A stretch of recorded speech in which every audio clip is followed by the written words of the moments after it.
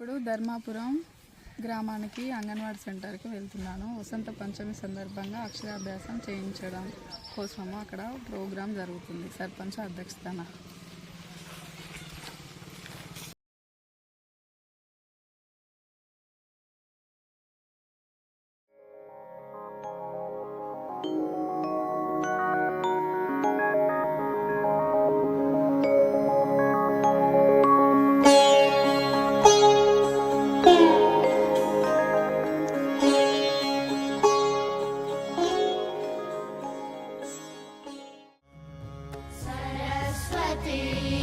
नमस्तुभ्यं वरदे कामरूपिणि विद्यारम्भं करिष्यामि सिद्धिर्भवतु मे सदा।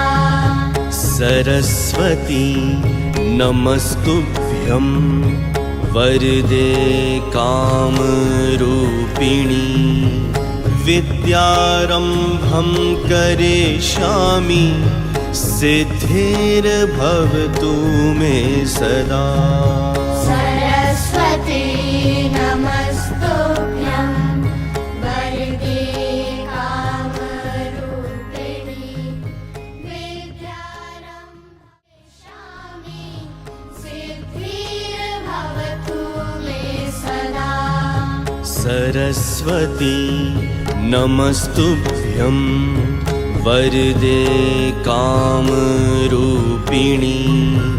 विद्यारम्भं करिष्यामि सिद्धिर्भवतु मे सदा। सरस्वती नमस्तुभ्यं वरदे कामरूपिणि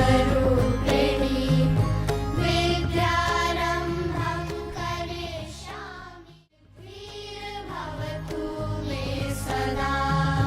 सरस्वती नमस्तुभ्यं वरदे कामरूपिणि विद्यारम्भं करिष्यामि सिद्धिर्भवतु मे सदा।